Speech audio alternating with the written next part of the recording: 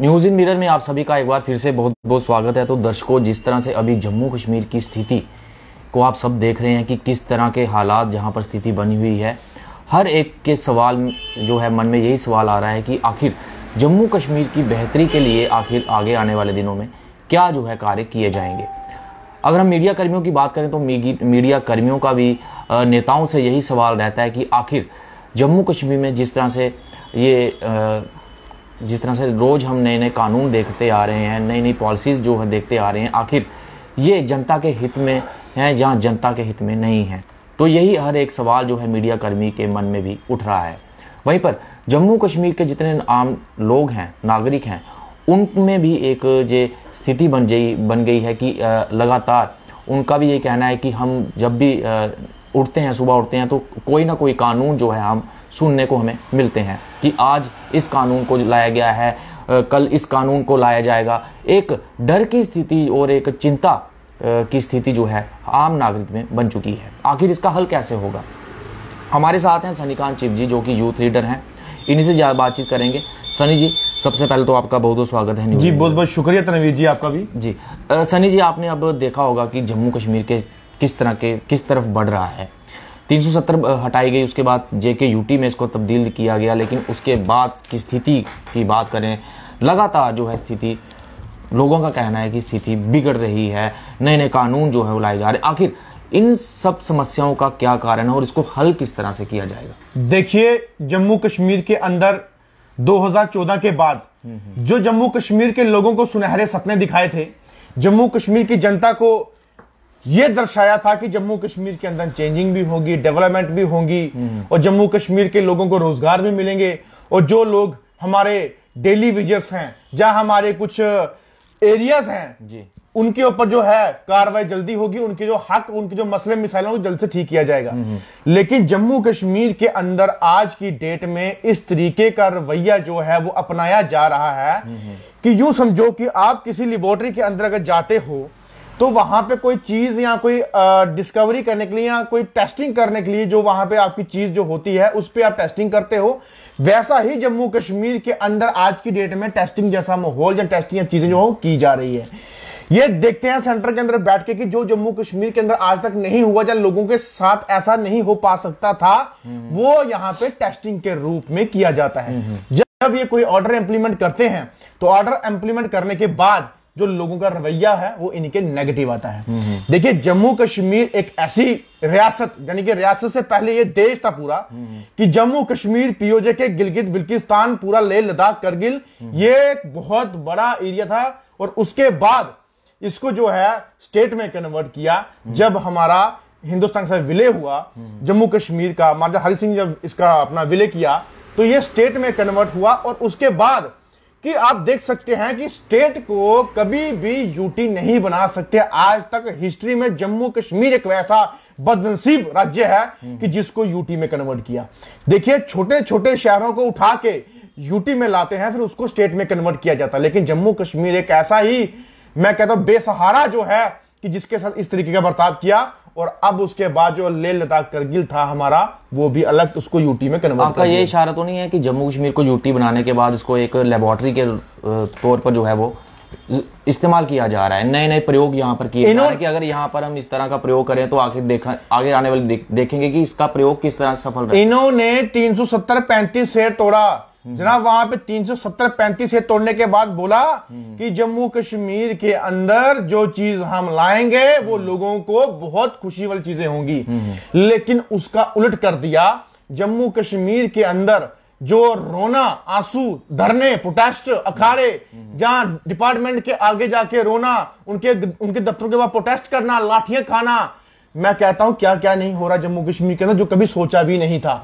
और सबसे बड़ी नाकामयाबी हमारी उन लीडरानों की है कि जिन्होंने उस टाइम किसी के सेंटर के झांसे में आके अपने लोगों का जो सौदा है वो किया।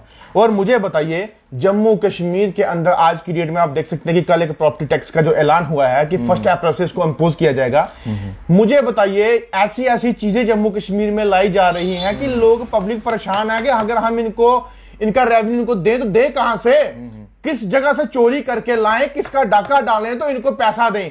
मुझे बताइए गवर्नमेंट दे क्या रही है जम्मू कश्मीर के लोगों को? क्या दे दिया मुझे बताइए? डेली विजिट्स हमारे रोड पे हैं, हमारे एनवाईसी के रोड पे हैं, रहबरे खेल के हैं, रहबरे जंगलात के हैं, हमारे एसपीओस हैं, होम गार्ड हैं, हमारे बीडीसी हैं, हमारे और भी जो डेली वेजर्स हैं सारे रोड पे बैठे हैं, स्टेट डिपार्टमेंट के हैं। सनी जी डेली वेजर्स का भी देखा कि डेली वेजर्स के लिए एक तोहफा दिया है, 11 रुपए के तौर पर उनको सगन दिया गया है कि अब हर दिन उनको जो है 311 रुपए सैलरी दी जाएगी। क्या सही है? आप देखिए 11 रुपए जो है डेली वेजर्स को, हंसी वाली बात है कि 11 रुपए इनको बहुत बड़ा पैकेज दे दिया। अब इस 11 रुपए से हमारे डेली वेजर्स जो हैं अपने घर डबल स्टोरियां बनाएंगे, वहां बड़े बड़े जश्न करेंगे, और 11 रुपए में इनके बच्चे जो है अच्छे स्कूलों में पढ़ेंगे, अच्छे एरिया में जाएंगे। और 11 रुपए तो इन्होंने देके बहुत महान काम किया जम्मू कश्मीर के उन डेली वेजेस के लिए। सनी जी डेली वेजेस से ही बात हो रही थी कल, तो वो उनका बेचारों का कहना था कि अब हमें तो अपने अकाउंट जो है स्विस बैंक में भी खोलने पड़ेंगे, क्योंकि इतना पैसा उनके पास आ गया है, बहुत पैसा संभालना मुश्किल हो जाएगा। बिल्कुल। तो कई तो अपना गन लाइसेंस करने के लिए, अप्लाई करने के लिए, हाँ, सेफ्टी के लिए, बिल्कुल, क्योंकि पैसा इतना ज्यादा आ गया। उनका कहना था कि अब हम रखेंगे कहाँ, संभालेंगे कहाँ। मैं कहता हूं कि अब जो जितना इनके पास पैसा आया है, अब इनके ऊपर इनकम टैक्स, एनआईए, सीबीआई इतनी जांच होगी कि 11 रुपए बढ़ा के डेली विजिलेंस को इतना पैसा कहां से आया, कहां इकट्ठा करके रखेंगे। जांच होगी उन डेली विजिलेंस के खिलाफ। अब इतना पैसा दे दिया जम्मू कश्मीर के डेली विजिलेंस को। शर्म की बात करनी चाहिए, हमारे लोगों के लिए भी शर्म की बात है, और सेंटर में बैठे जो ये ऑर्डर पास करते हैं उनके लिए शर्म की बात है।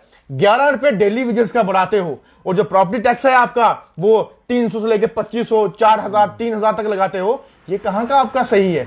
एंटी इंक्रोचमेंट ड्राइव तो आप शुरू कर ही रहे थे, मैं मानता हूं कि वो सही कहां तक है। जो बड़े बड़े लैंड ग्रैबर, बड़े बड़े डाकू जिन्होंने इसको लैंड को ग्रैब किया हुआ है, चाहे वो लीडर हैं चाहे वो एडमिनिस्ट्रेटर हैं, उनके खिलाफ कार्रवाई हो, हम आपके साथ हैं।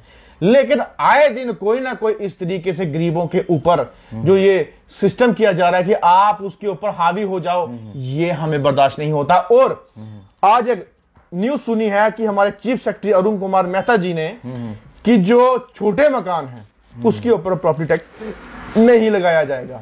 ये बयान जो है तब देते हैं जब पब्लिक इनके सामने बोल के खड़ी होती है। अगर इनको पता है कि हमारी प्रॉब्लम बढ़ सकती है तो ये चीजें करते क्यों हैं?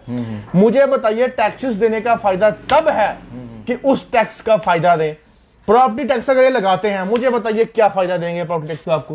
तनवीर जी आप भी सोचिए, और जनता को भी ये चीज सोचनी चाहिए कि अगर प्रॉपर्टी टैक्स हम देते हैं, आप देते हैं, कोई पब्लिक देती है, तो उस प्रॉपर्टी टैक्स का आप उसके बदले क्या मिलने वाला है, ये मुझे बताइए। कुछ लोगों का कहना है कि गवर्नमेंट की फैसिलिटी। मुझे बताइए, आपका मकान है, प्रॉपर्टी टैक्स आप दे रहे हो, उसके बाद क्या जब आपका कोई घर का कमरा टूटेगा, क्या वो गवर्नमेंट आएगी ठीक करने के लिए? जब आपको आंगन खराब होगा, क्या गवर्नमेंट आएगी ठीक करने? व्हाइट वॉश करना होगा, क्या गवर्नमेंट आएगी ठीक करने? क्या इसी प्रॉपर्टी टैक्स से आपका सारा काम होगा? किराएदार बन के तो नहीं रह जाएगा जम्मू कश्मीर का आमवासी कि किराया दे दिया और अपने घर में ही, अब अगर किराया नहीं दिया तो अपने घर से बेदखल हो? देखिए, ये किराएदार से भी बदतर बना देंगे जम्मू कश्मीर की जनता को। जिस तरीके से इनकी जो प्रक्रिया है, जहां इनका जो निर्णय है जो लेते हैं हर दिन कोई ना कोई चीज जाके और सोचते हैं बैठ के।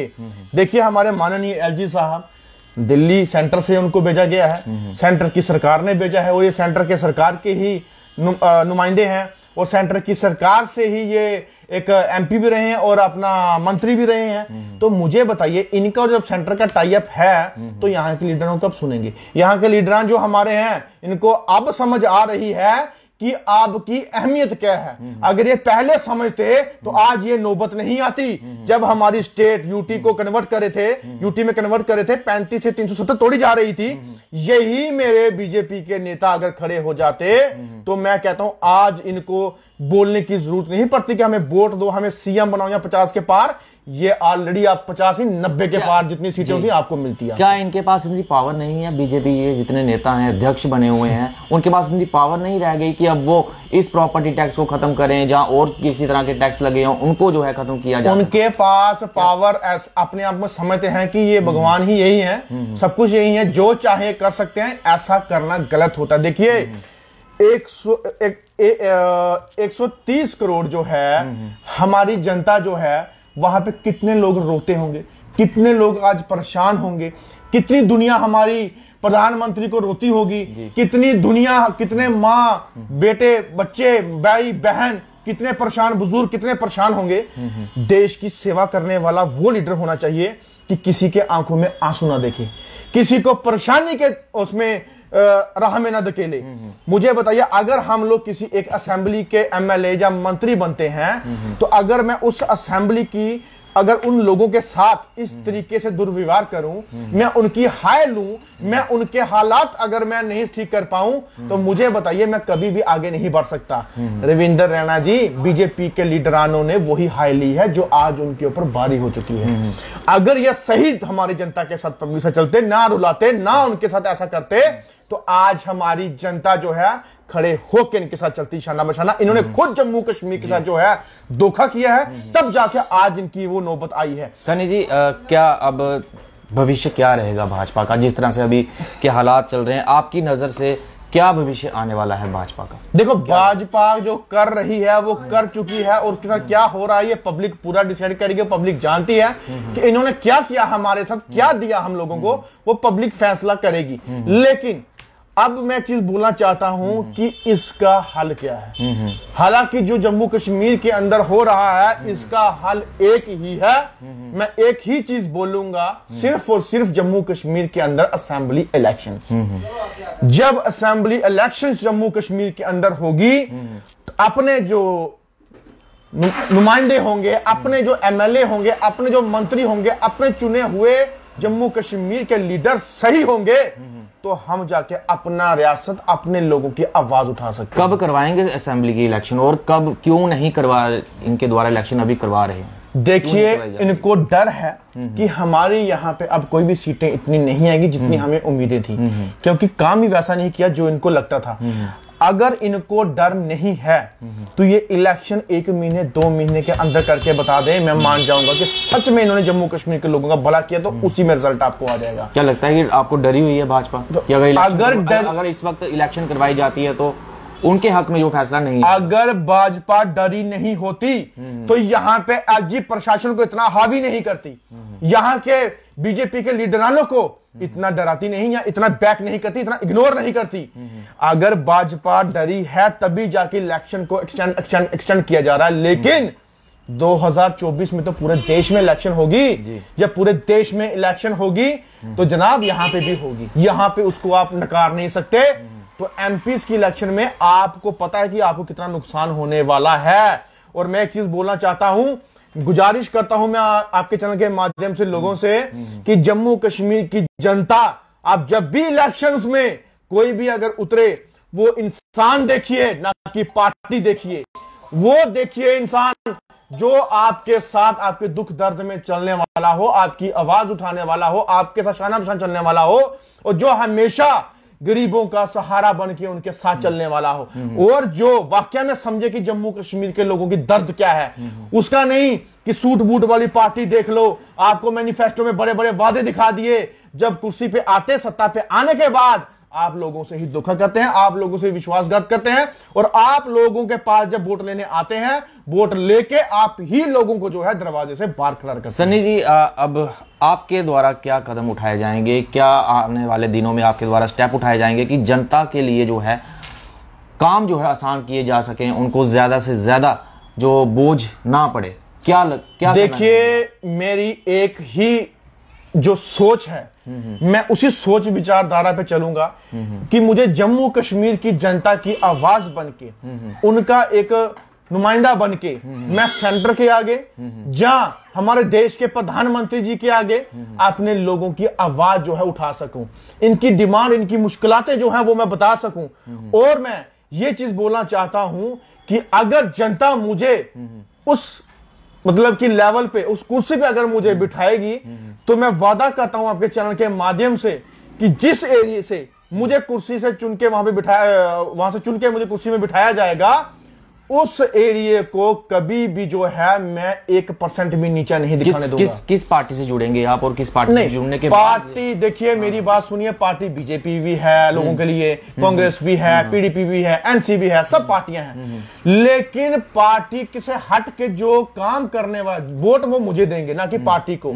अगर वोट मुझे दिया है, जितवाया मेरे को है, तो मेरा फर्ज बनता है उनका काम करना, ना ही पार्टी। आप इंडिपेंडेंट कैंडिडेट? मैं इंडिपेंडेंट, अगर पब्लिक मुझे मेरे चेहरे को या मेरी विचारधारा को, मेरी सोच को अगर लाइक करती है तो वो मेरे को देख के वोट दें, ना कि मेरी पार्टी को देख के। पार्टी कोई है या नहीं है वो भूल के ये देखे कि ये बंदा अगर इंडिपेंडेंट है तो अगर इसको हम जितवाते हैं, अपनी आजादी के तौर पे हमारी आवाज उठा सकता है कहीं पे भी बैठ के, ना कि पार्टी को देख के। और पार्टी की रही बात बाद में, सबसे पहले अपने एरिया का वो कैंडिडेट देखो जो आपके लिए आवाज उठाता हो, जो आपके हक की बात करे और आपके एरिया की डेवलप की बात करे। यहां पे बड़े बड़े नौटंकीबाज लोग, बड़े बड़े ड्रामेबाज लोग घूम रहे हैं और आपके पास आने की बात करते हैं और पार्टियों का नाम ले लेके आपसे वोट बटोरने का काम कर रहे हैं। इंडिपेंडेंट कैंडिडेट के तौर पर इतनी पावर होगी आपके पास कि आप लोगों की समस्याओं का हल कर सके? देखिए, जनता जनार्दन होती है, जनता का चुना हुआ नुमाइंदा जो है वो पावरफुल नहीं, वो एक शेर के बराबर होता है, जिसके पीछे हजारों की तादाद में जनता होती है। उसके लिए पावर कुछ भी हो सकती है। जैसे किसान आंदोलन ने दिखा दिया पूरे हमारे देश में कि कितनी पावर है जनता के अंदर। हालांकि उसमें कोई मंत्री नहीं थे, उसमें कोई पीएम नहीं थे, सीएम नहीं थे, आम किसान थे जिन्होंने पूरा देश हिला के रख दिया किसानों के लिए। लेकिन फैसला तो उस वक्त की जीती हुई सरकार ही लेगी ना, जो भी फैसला लेना होगा। मैं कहता हूं जीती हुई सरकार भी वही आएगी जो लोग अब अच्छा अच्छा सोचेंगे, उस सरकार को चुन के लाएंगे जो सरकार उनका अब हक के लिए काम करेगी। अब जो ड्रामेबाज, जुमलेबाज, धोखे वाली पार्टियां, वो उसके लिए अभी लोग जो पब्लिक जो है वो कतई उनके साथ नहीं आएगी। और जो सरकार इस सत्ता में आएगी उस सरकार को भी अब पब्लिक आगे झुकना पड़ेगा, क्योंकि पब्लिक ही अब इनका फैसला करने के लिए तैयार बैठी है। जी बहुत बहुत शुक्रिया सन्नी जी हमसे बात करने के लिए। तो ये थे हमारे साथ सन्नी कांत चिब जी जो हमसे बात कर रहे थे किस तरह से जम्मू कश्मीर की मुसीबत का हल हो सके। आज हमने इसके ऊपर डिस्कशन की और किस तरह से समस्या जो है, समाधान जो है, वो जो लोगों की समस्याओं हैं उनका समाधान निकाला जा सके। तो ये सारी डिस्कस हमने आज इनसे की और इनका यही कहना था कि अगर इनको जो है आने वाले इलेक्शन में जिताया जाता है तो ये लोगों की भलाई के लिए जो है काम करेंगे। और कई तंज इनके द्वारा कसे गए भाजपा के ऊपर कि किस तरह से उनके द्वारा काम किए जा रहे हैं, किस तरह का रवैया जो है हमें अब देखने को मिलता है भाजपा की तरफ से। तो इस तरह से बने मेरे साथ और देखते रहें न्यूज़ इन नीरज।